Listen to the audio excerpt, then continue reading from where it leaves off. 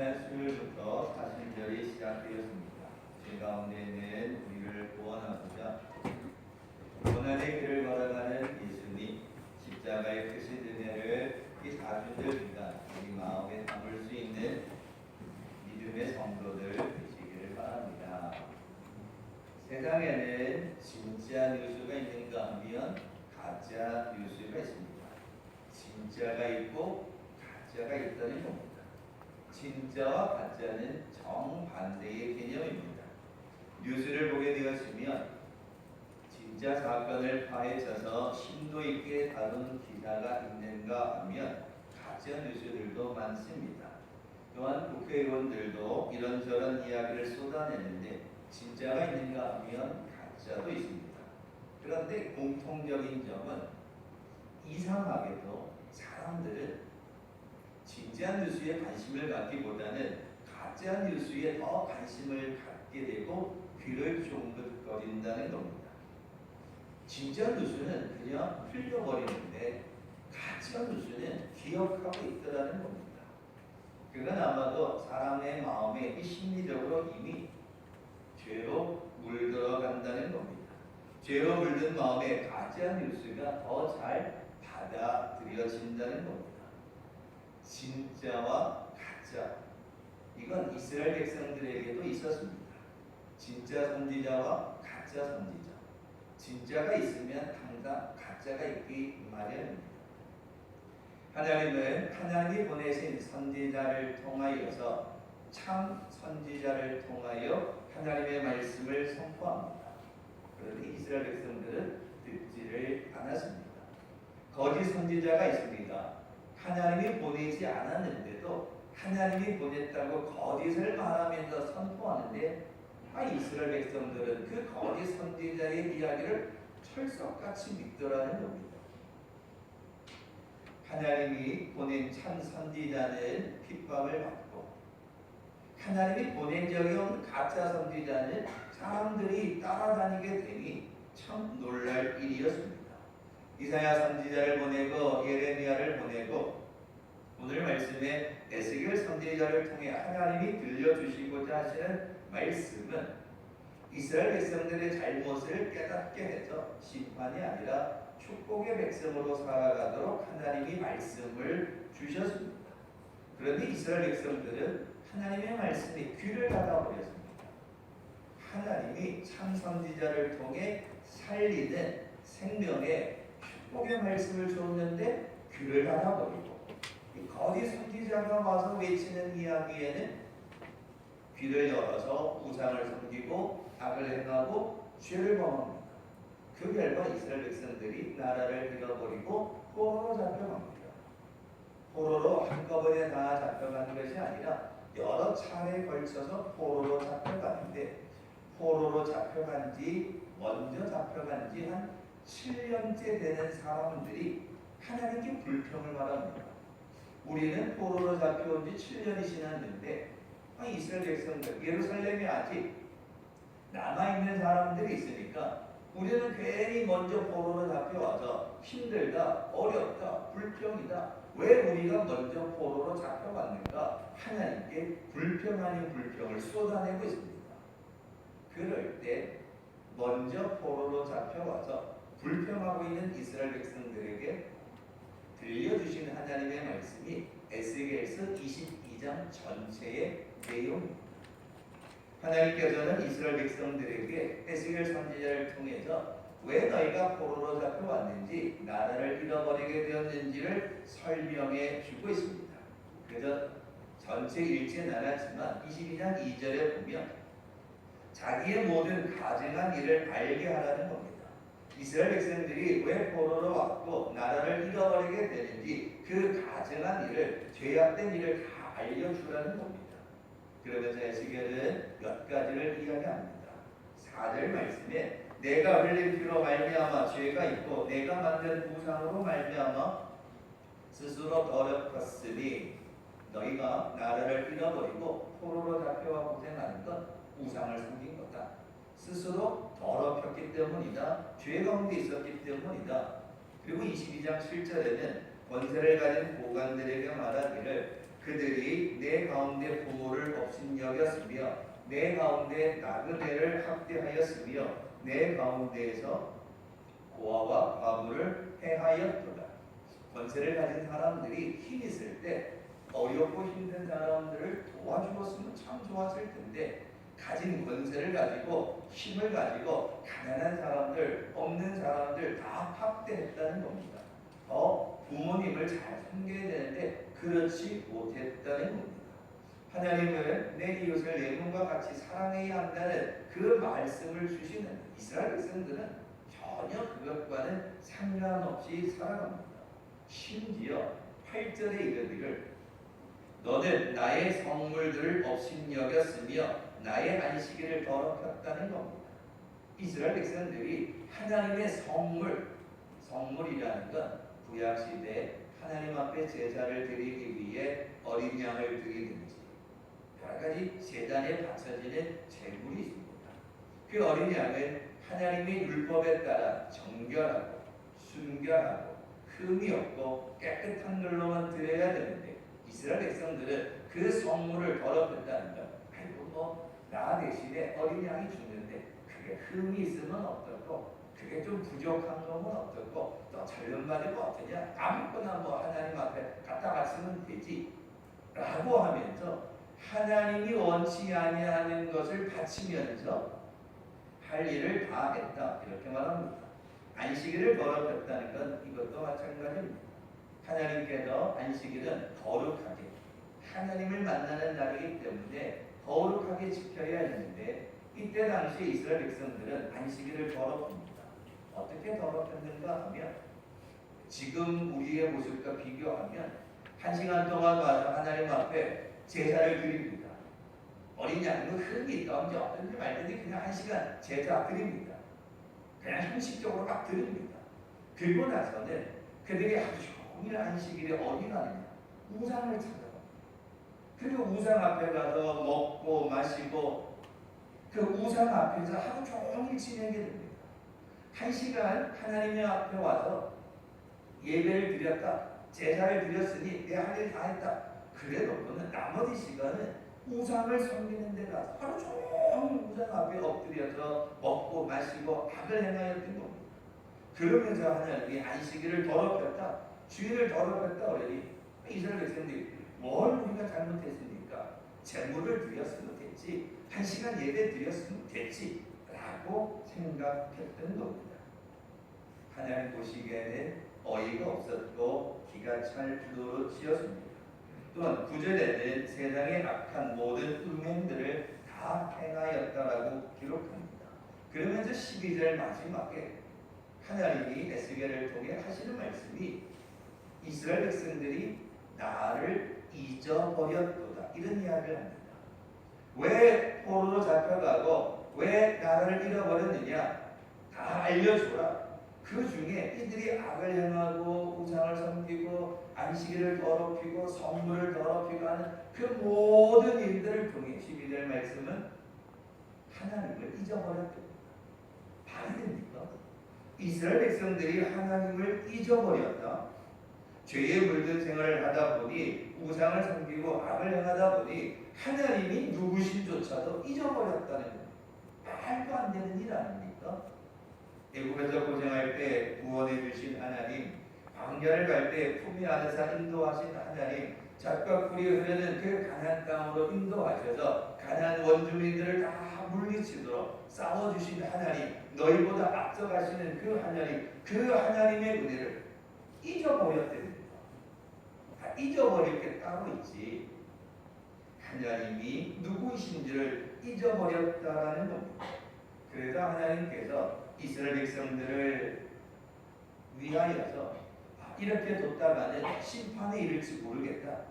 이렇게 내뒀다가는 이스라엘 백성들이 큰 어려움을 당할지 모르겠다 싶어 선지자를 보내어서 말씀을 선포하셨던 겁니다. 하나님은 누구보다도 이스라엘 백성들을 참 사랑하셨습니다. 누구보다도 이스라엘 백성들을 참 귀하게 여겼습니다. 그런데 이스라엘 백성들은 그 하나님의 말씀을 듣지 않고 우상을 섬기고 하나님을 잊어버렸으니 18절 말씀에 인자야 이스라엘 족속이 내게 찌꺼기가 되었나니 곧 풀무불 가운데 있는 못이나 주석이나 쇠나 나비며 은의 찌꺼기다. 음식물 찌꺼기는 버립니다. 쓰레기 나오면 버립니다. 이스라엘 백성들이 지금 하나님이 택한 귀한 백성이었는데 이 상태가 지금은 찌꺼기가 됐답니다. 찌꺼기는 어떡합니까? 쓰레기니까 쓸 수 없으니까 버려야죠. 찌꺼기는 버릴 수밖에 없습니다. 많은 민족 가운데 그들을 택하셔서 이스라엘 백성들을 통해 하나님의 나라를 이루고자 하셨는데 이스라엘 백성들은 하나님의 그 사랑과 은혜를 잊어버리고 하나님도 잊어버리고 안식일도 주일도 잊어버리고 자기 하고 싶은 대로 마음대로 살아갑니다. 그 결과 찌꺼기가 되니까 하나님이 그 찌꺼기를 버린 겁니다. 그래도 나라를 잃어버리고 포로로 잡혀갔던 겁니다. 23절 이후에는 거짓 선지자들이 하나님의 율법을 어기고 반역을 행하고 죄를 범합니다. 그런데도 이스라엘 백성들은 그 거짓 선지자들의 이야기를 듣고 여전히 우상을 섬기고 악을 행합니다. 너희들을 찌꺼기같이 버릴 거다. 아이고 그러면 안 됩니다. 우리를 살려주세요. 이래야 되는데 찌꺼기같이 버릴 거다. 그래도 거짓 선지자들의 그 이야기를 듣고 가짜 뉴스를 듣고 여전히 악을 행하였던 겁니다. 29절 오늘 읽은 말씀에 이 땅 백성은 포악하고 강탈을 일삼고 가난하고 궁핍한 자를 압제하고 나그네를 부당하게 학대하였으므로 그러나 하나님이 이제 기다릴 수 없다. 심판하겠다라는 겁니다. 자, 오늘 제가 전하고자 하는 설교 핵심은 지금부터입니다. 오늘 30절에 이 말씀을 드리기 위해 22장 전체를 서론으로 길게 설명드렸습니다.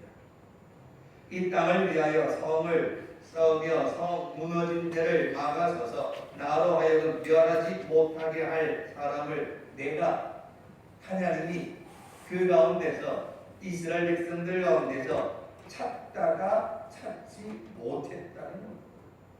그래서 31절에 내가 내 분노를 그 위에 쏟으며 내 진노의 불로 멸하여 그들의 행위대로 그 머리 위에 복음하였다는 겁니다. 30절 말씀 가운데 어떤 단어가 와닿습니까? 오늘 설교 제목이 그걸 가르쳐줍니다. 찾다가 찾지 못하였다는 겁니다.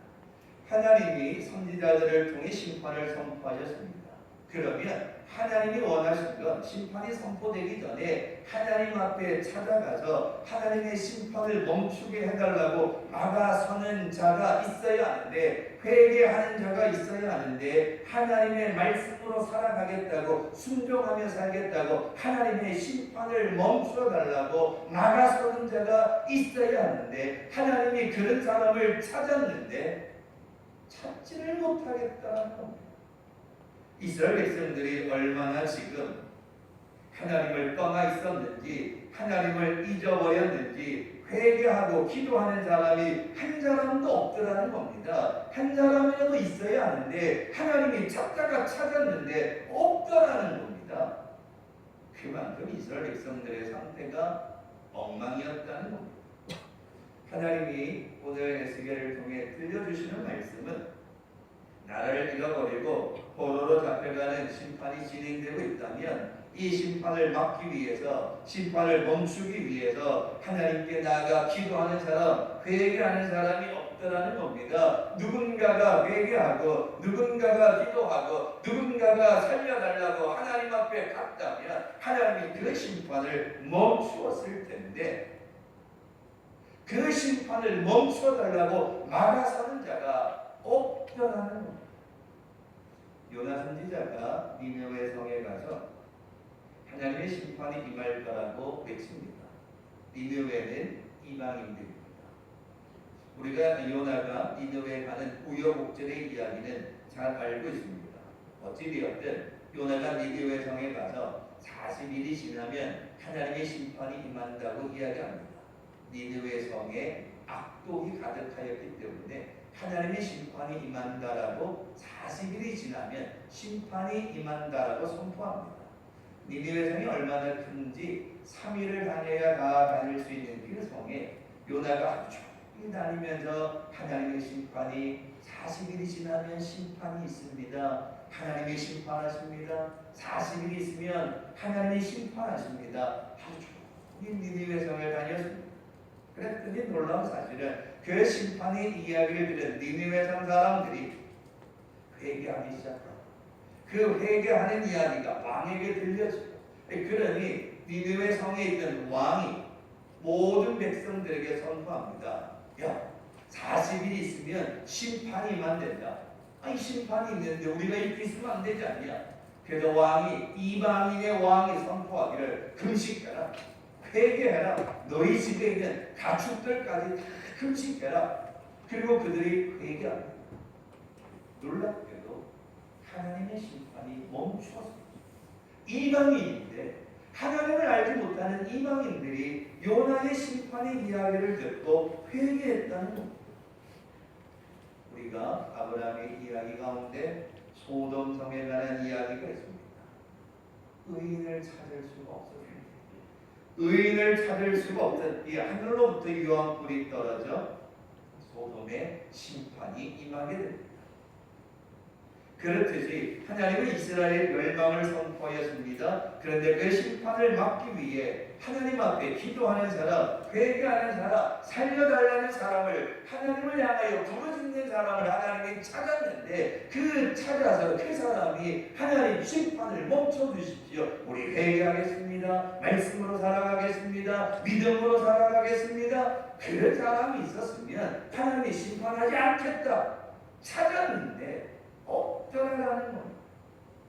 그러니 하나님이 심판하실 수밖에 없었다는 겁니다. 오늘 아침 예배하는 여러분, 하나님이 말씀하십니다. 찾다가 찾지 못하였다는 겁니다. 얼마나 속상하시겠습니까? 있기만 하면, 나가서는 자가 있기만 하면, 믿음으로 살아가는 자가, 회개하는 자가, 기도하는 자가 있기만 하면 찾다가 찾는데 없었다는 겁니다. 하나님이 얼마나 안타까운 마음으로 찾았겠습니까? 있으면 좋고 없으면 말고 그런 마음이 아니었습니다. 찾다가 찾지 못했다는 건 그렇게 세세하게 한 사람 한 사람을 다 살펴보았다는 겁니다. 심판을 막기 위해, 회개하기 위해 기도하는 사람이 있었다면 하나님의 심판을 멈출 계획이었습니다. 그런데 모든 사람들이 가짜 뉴스를 듣고 거짓 선지자가 하는 이야기를 듣고 하나님 앞에 예배를 형식적으로 드리고 하나님 앞에 드릴 선물은 제멋대로 드리고 자기 마음대로 하면서 왜 심판이 임하였냐고, 왜 우리를 축복하지 않느냐고 불평했다는 겁니다. 그래서 에스겔 선지자가 하는 말이 찾았다는 겁니다. 하나님이 믿음으로 살아가는 사람들을 찾았는데 찾을 수가 없었다는 겁니다. 그래서 심판이었다라는 게 오늘 에스겔 22장의 이야기입니다. 자, 그렇다면 오늘 이 아침 예배드리는요, 이스라엘 백성들의 심판으로 결론이 났습니다. 이스라엘 백성들의 심판으로 나라를 잃어버렸습니다. 포로로 잡혀갔습니다. 그게 결론입니다. 자, 그렇다면 오늘 이 아침 예배드리는 저와 여러분의 인생은 아직 결론이 나지 않았습니다. 아직 우리는 진행 중의 삶을 살아가고 있습니다. 오늘 우리의 인생이 끝난 인생이 아니라 아직 우리에게는 기회가 있고 시간이 남아 있습니다. 그런데 안타깝게도 이스라엘 백성들과 같이 하나님을 찾지 않고 불순종하며 죄 가운데 살아가며 그 결과는 불을 보듯 뻔한 결과가 우리에게 찾아옵니다. 그렇다면 우리도 우리의 인생의 결론이 심판으로 끝이 난다는 사실을 알고 그 길로 간다. 얼마나 어리석은 사람입니까?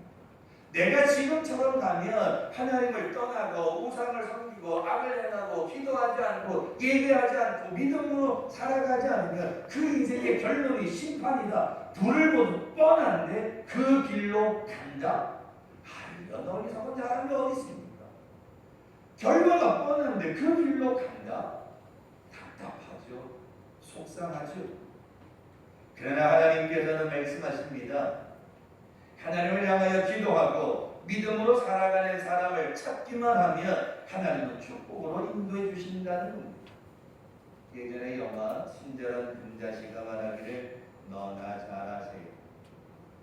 늘 설교를 들을 때마다 많은 성도들은 너나 잘하세요 라고 생각한다는 겁니다. 말씀을 들을 때마다 하나님이 내게 주시는 생명의 말씀으로 받아야 되는데 너나 잘하세요 라고 해서 그게 내게 주시는 말씀으로 받아들이지 않는다는 겁니다. 그러다 보니까 우리는 우리 자신이 심판에 이를 수 있다는 겁니다.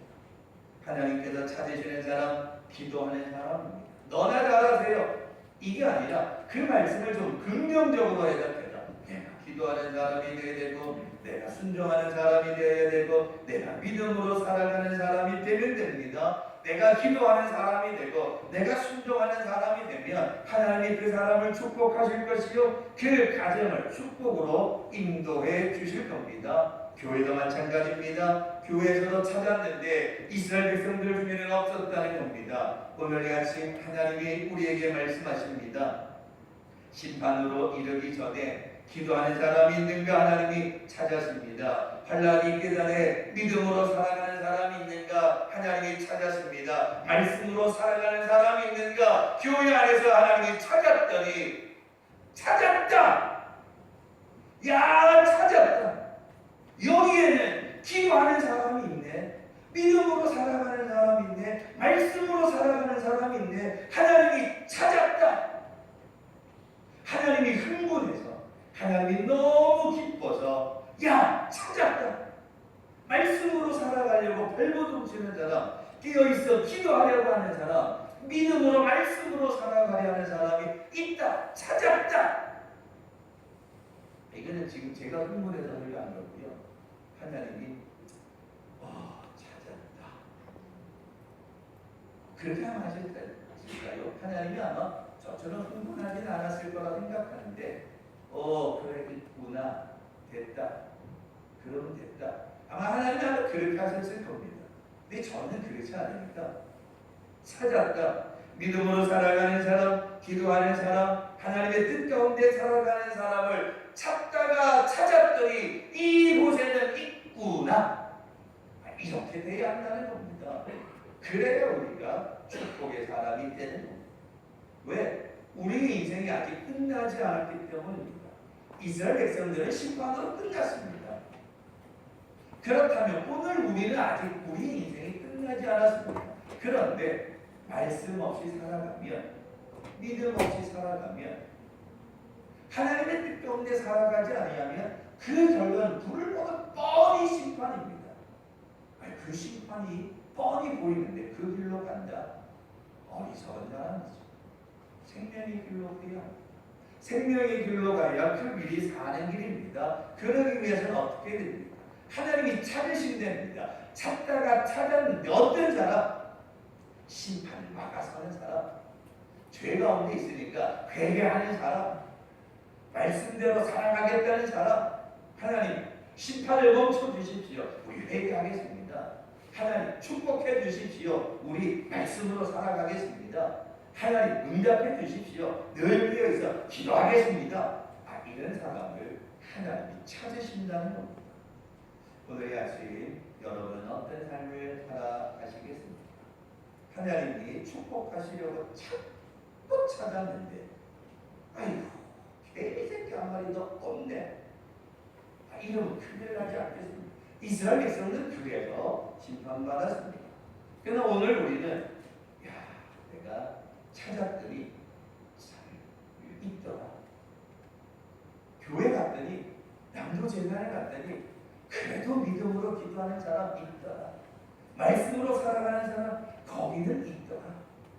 어느 가정을 보니까 힘든데 어려운데 걱정되시는 많은데 살려달라고 기도하는 가정은 있더라. 내가 거기 갔더니 자꾸 찾았는데 거기에 믿음으로 살아가는 사람들이 있더라.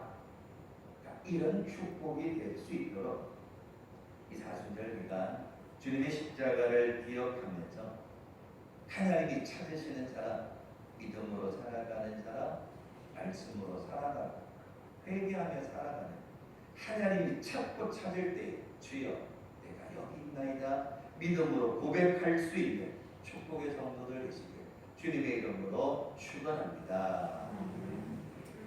고마우신 아버지 하나님, 우리 자신들을 돌아보면 다시 한번 주님의 은혜를 깨닫게 됩니다. 우리를 무엇이간데 이토록 사랑하시는 주여, 말로 다 할 수 없는 은혜를 주셨는데 우리의 말걸음은 어디를 향하고 있는가? 다시 한번 우리 자신을 돌아보게 하여 주셔서 마지막 때에 하나님이 찾고 찾을 때에 믿음으로 살아가는 사람, 말씀에 순종하는 사람 되어 있어 기도하는 우리의 신앙이 되어서 하나님이 찾으실 때에 여기에 있구나 하나님이 기뻐하실 수 있도록 예배하며 기도하며 믿음으로 살아가는 축복의 성도들 다에게 인도하여 주시옵소서. 감사드리며 예수님의 이름으로